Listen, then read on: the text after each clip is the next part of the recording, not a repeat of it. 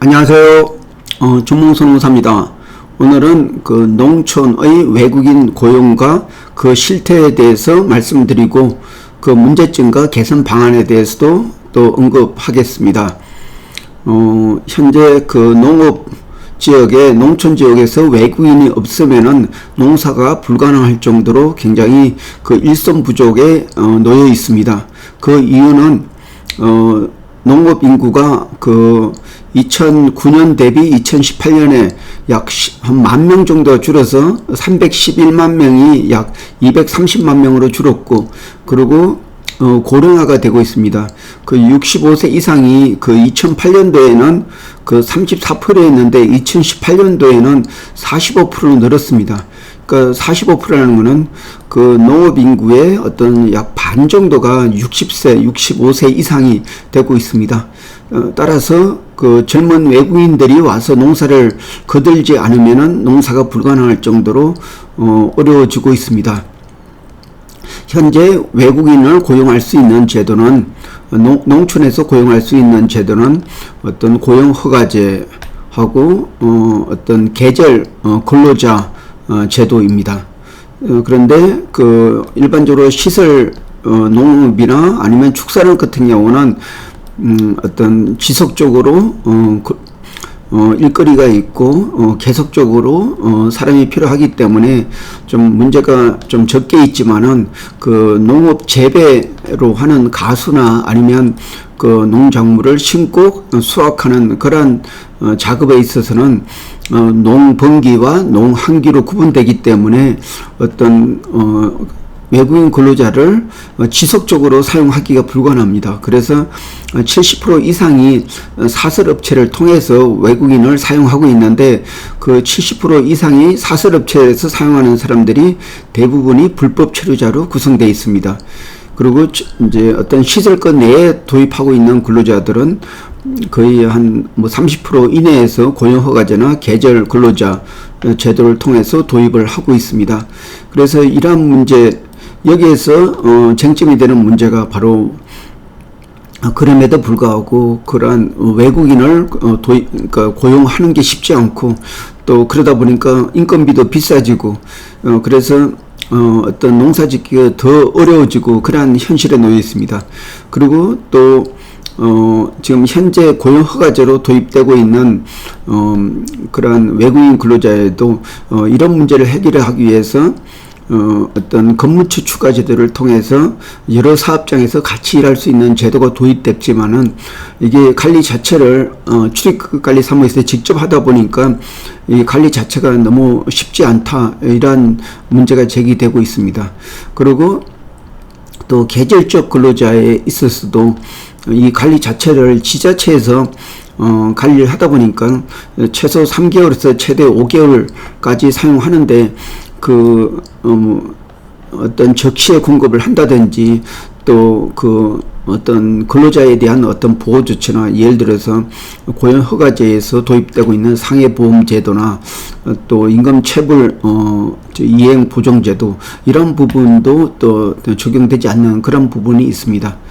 그러면은 이런 외국인 근로자를 안정적으로 도입을 하고 또 어떤 법에 따라서 제대로 보호를 하고 또 앞으로 그 개선할 수 있는 방법인 차원에서 그 문제 해결 방법은 우선은 그 외국인 근로자를 우선 더 적극적으로 도입을 해야지 되는데 현재 그 고령화하고 또 농업 인구가 줄어들기 때문에 어떤 동포 근로자들을 이용해서 한국에 쉽게 정착하고 또 장기적으로 생활이 가능할 수 있도록 이런 가족 중심의 어떤 도입이 필요하다.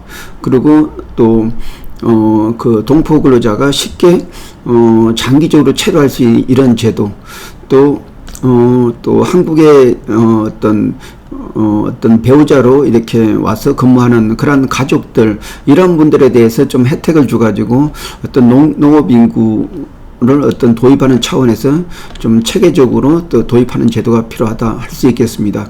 그리고 두 번째로는 이러한 근로자 보호적인 차원에서 지금 그 근무처 추가 제도나 또 그 계절적 업무 근로자들의 어떤 고용 외국인 고용법 그 배제, 그러니까 적용이 되지 않는 이런 부분에 대해서는 지금 현재 그 관리 주체가 바로 법무부로 되어 있습니다. 사실 법무부는 출입국 관리나 어떤 국경을 관리하는 그러한 목적으로 설립된 그런 조직인데, 그 내부 자체를 관리하는 이 부분은 좀 어떤 고용노동부에서 이렇게 맡겨지는 게 타당하다고 생각됩니다. 그래서 근로자에 대한 고용과 그 관리, 이 주체를 어떤 근로감독 기능이 있는 고용노동부에서 관리를 하게 되면은 이런 어떤 그 근무처 추가 제도를 통한 어떤 착취 같은 이렇게 그러한 좀 악용할 수 있는 소재를 예방할 수가 있고, 또한 그 계절적 근로자에 대한 어떤 취약 부분, 이런 부분도 고용노동부에서 관리를 하게 되면은 외국인 고용법도 적용할 수가 있고, 이런 부분에서 앞으로 고용 주체를 고용노동부로 해야지 된다고 생각됩니다. 그리고 또 환경적인 개선 문제로 어떤 비닐하우스에서 생활하는 외국인들이 많고, 또 굉장히 또 사고도 많이 나고 있는데, 그러한 사람에 대해서 그러한 이유가 그 농업 인구가 굉장히 영세하고 또 고령화되어 있고, 또 어떤 농번기라는 이런 특성이 있습니다. 그렇기 때문에 앞으로 이러한 어떤 주거나 이런 그 외국인들에 대한 보호 조치를 어떤 지자체나 아니면 어떤 사설단체라도 어떤 이익을 주가지고, 예를 들어서 서울에 있는 어떤 고시원 같은 그런 시설을 해서 일정한 어떤 이익을 얻도록 하면서 외국인들에게 주거를 제공하게 되면은 이 문제가 해결될 수 있다고 생각됩니다. 사실 외국인은 그 해당 외국인은 바뀌지만은 그 상시적으로 우리나라에 그 거주를 하고 있기 때문에, 이러한 사람들에 대한 어떤 주거 문제는 어떤 어떤 규모가 작은 어떤 개인 농업인한테 맡기는 게 아니고, 지자체나 아니면 어떤 이익을 추구하는 이런 사설 사업자한테 맡겨서 체계적으로 좋은 어떤 주거를 제공하고 어떤 일정한 보수를 받는 그런 관리가 돼야 된다고 생각됩니다.